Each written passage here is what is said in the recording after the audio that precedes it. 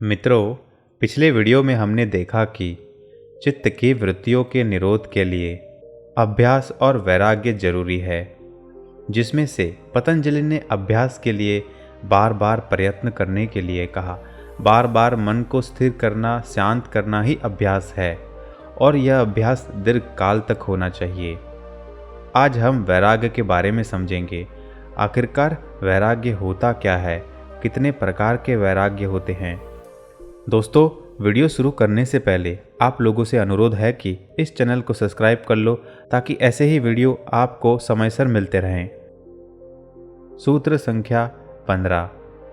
द्रष्टानुश्रविक विषय वितृष्णस्य वशीकार संज्ञा वैराग्यम, अर्थात देखे और सुने हुए विषयों में सर्वथा तृष्णा रहित चित्त की जो वशीकार नामक अवस्था है, वह वशीकार वैराग्य है।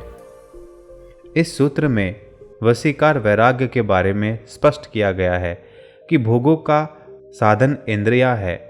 इंद्रियों ने जिनका भोग किया है, उनसे कुछ क्षणिक आनंद की अनुभूति से उस विषय को बार बार भोगने की तृष्णा पैदा होती है तथा इंद्रियों द्वारा भोगे गए विषयों के अलावा जिन विषयों के बारे में केवल मात्र सुना है कि वे आनंद देने वाले हैं, उनसे भी तृष्णा बढ़ती है। यह तृष्णा देखने पढ़ने से भी बढ़ती है, चाहे किसी ने उसका प्रत्यक्ष अनुभव न ही किया हो। योग साधना के द्वारा जब मन स्थिर हो जाता है तो इन सभी प्रकार के भोगों के प्रति जो तृष्णा है वह शांत हो जाती है। चित्त की इस प्रकार की स्थिति को वशीकार वैराग्य कहते हैं। इसी को अपर वैराग्य भी कहते हैं। इस अपर वैराग्य की स्थिति में साधक को स्वर्ग के सुख भोगने की तृष्णा भी नहीं रहती। दोस्तों, गौतम बुद्ध ने भी इसीलिए कहा है, वेदना पच्चया तणहा, तणहा पच्चया मुदिता, मुदिता पच्चया जाति, जाति पच्चया भाव। आखिरकार इस भाव को बनाने के लिए एक वेदना होती है, उसी से ही तृष्णा जगती है। उस तृष्णा से राग और द्वेष पैदा होता है। उस राग और द्वेष के कारण ही भव बनता है। वैराग्य को यदि सीधे शब्दों में कहें तो निर्लिप्तता, तृष्णा से रहित चित्त, लोभ से रहित चित्त। योग दर्शन के अनुसार इसे अपर वैराग्य कहा जाता है और यह संप्रज्ञान समाधि का उपाय है। सूत्र संख्या 16। तत्परम पुरुष ख्यातेर गुण वैतृष्ण्यम, अर्थात पुरुष के ज्ञान से, आत्मा के ज्ञान से प्रकृति के गुणों में तृष्णा का सर्वथा अभाव हो जाना परम वैराग्य है।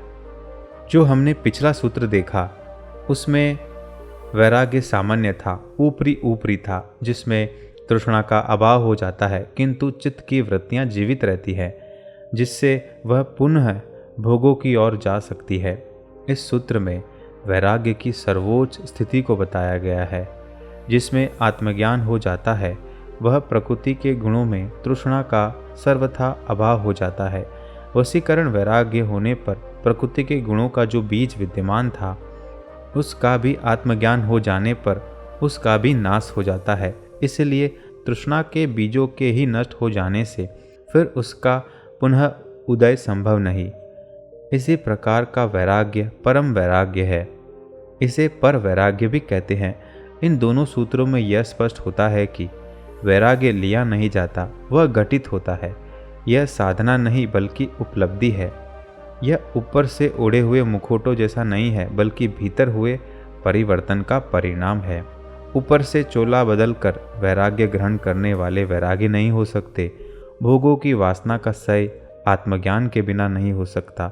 जब तक परम सुख नहीं मिल जाता, तब तक सुदृढ़ एवं अनित्य सुख के प्रति वासना बनी रहती है। अंततः यह परम वैराग्य की स्थिति नहीं है। संसार से चिढ़ना, उसे गाली देना वैराग्य के लक्षण नहीं है। संसार से दुखी होकर उससे भाग जाना, संसार में दुख ही दुख है ऐसा कहना, संसार से घृणा करना आदि भी वैराग्य नहीं है। यह रुग्ण मस्तिष्क की उपज है। अंगूर न मिलने पर उन्हें खट्टे कहने जैसा है। भोगों के बाद आए हुए वैराग्य में कुछ सत्यता है, किंतु आत्मज्ञान के बाद संसार के सुदृढ़ सुख अपने आप छूट जाते हैं। यही सच्चा वैराग्य है।